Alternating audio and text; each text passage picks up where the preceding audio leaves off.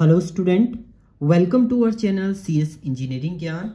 Computer science 11th की tutorial series में आज हमारा लेक्चर है लेक्चर 5.2, जिसमें हम लोग देखेंगे प्राइमरी मेमोरी। आपकी प्राइमरी मेमोरी क्या होती है हम लोग इसमें देखेंगे। नेक्स्ट ट्यूटोरियल में हम लोग देखेंगे आपकी सेकेंडरी मेमोरी क्या होती है। तो प्राइमरी मेमोरी हम लोग मेन मेमोरी भी इसको बोलते हैं, क्योंकि आपका जो सिस्टम की मेमोरी की हम लोग बात करते हैं तो डायरेक्टली आपका प्राइमरी मेमोरी ही बोला जाता है। So primary memory is an essential component of a computer system. Computer system या आप सिस्टम की बात करें तो उसके लिए जो एसेंशियल पार्ट होता है, आपका जो मैंडेटरी पार्ट होता है, वो आपका प्राइमरी मेमोरी होता है। विदाउट प्राइमरी मेमोरी आपका सिस्टम वर्क नहीं करेगा। So program and data are loaded into the memory primary memory before processing. कुछ भी आप प्रोसेस करें उससे पहले जो डेटा आपका स्टोर होगा प्रोसेसिंग करने से पहले, वो आपका किसके अंदर होगा, मेन मेमोरी यानी प्राइमरी मेमोरी के अंदर स्टोर होगा। Primary memory is a computer memory that is access directly by CPU. CPU directly इसको एक्सेस कर सकता है, जबकि सेकेंडरी मेमोरी को नहीं कर सकता आपका। इसको मेन मेमोरी भी बोलते हैं and internal memory and primary storage भी आपका ये बोला जाता है। Computer memory that are directly access by the processor और सीपीयू के थ्रू जिसको डायरेक्टली एक्सेस किया जाता है वो कहलाती है आपकी प्राइमरी मेमोरी। डेटा बसेस जितनी भी आपकी बस होती हैं, डेटा बस है, एड्रेस बस है, कंट्रोल बस है, ये डायरेक्टली कम्युनिकेट करती हैं आपकी किससे, प्राइमरी मेमोरी से। अब मेमोरी का स्ट्रक्चर की हम लोग बात करेंगे प्राइमरी मेमोरी की, तो ये दो पार्ट में मेनली डिवाइडेड होता है आपका। एक रैम होता है, आपका रोम होता है। रैम रैंडम एक्सेस मेमोरी है, रोम आपका रीड ओनली मेमोरी है। इसके अंदर आपका एस रैम होता है, डी रैम होता है, एस रैम स्टैटिक रैम होता है, डायनेमिक रैम आपका डी रैम जो है वो डायनेमिक रैम है। रोम होता है आपका read only memory. Read only memory के अंदर प्रोग्रामेबल रीड ओनली मेमोरी होती है, erasable programmable read only memory होता है, electrical erasable programmable read only memory. ये इसके सब पार्ट है, अभी हम लोग आगे इनका एक्सपेंशन देखेंगे। तो सबसे पहले हम लोग रैम की बात करते हैं। तो रैम होता है आपका random access memory. Random access memory का मतलब क्या होता है आपका, जो RAM is a main memory और a primary storage of a computer that is also known as a working area of a computer. Computer के अंदर जो वर्किंग एरिया आपका होता है वो रैम का ही होता है आपका। दूसरा पॉइंट जो इंपॉर्टेंट पॉइंट है वो है रैम वोलेटाइल इन नेचर होता है। वोलेटाइल देखिए यहाँ पर पूरा लिखा हुआ है। वोलेटाइल का मीनिंग ये होता है कि जैसे ही आप पावर ऑफ करेंगे अपने सिस्टम का, इसके अंदर जो भी डेटा होता है वो आपका लॉस हो जाता है। बट जब आप दोबारा से पावर ऑन करते हैं तो वो डेटा आपका क्या होता है, रीस्टोर होता है। SSD से वो डेटा एक्सेस होगा एंड आपका डेटा वो आपको वैसे ही शो होता है, बट जैसे ही आप पावर ऑफ करते हैं वो डेटा आपका रिमूव हो जाता है। The feature of the RAM are that the computer can read the data from RAM and can also write data from RAM। के अंदर आप रीड एंड राइट दोनों ऑपरेशन परफॉर्म कर सकते हैं।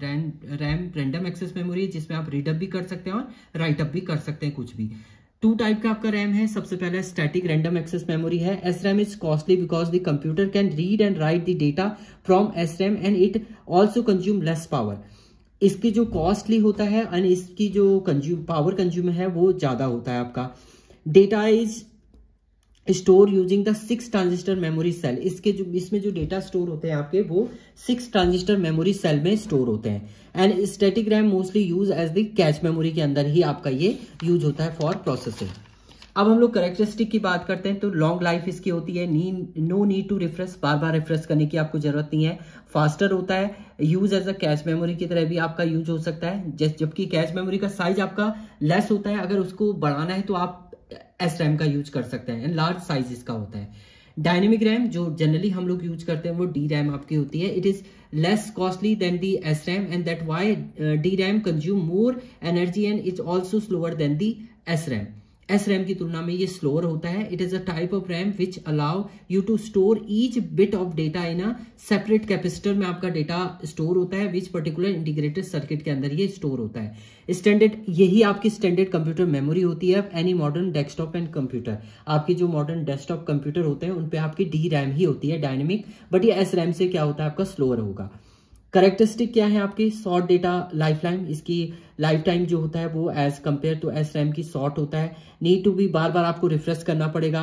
Slower as compare to SRAM होता है। Use as RAM की तरह, रैम अगर बोले तो आप डी रैम को ही यूज करते हैं।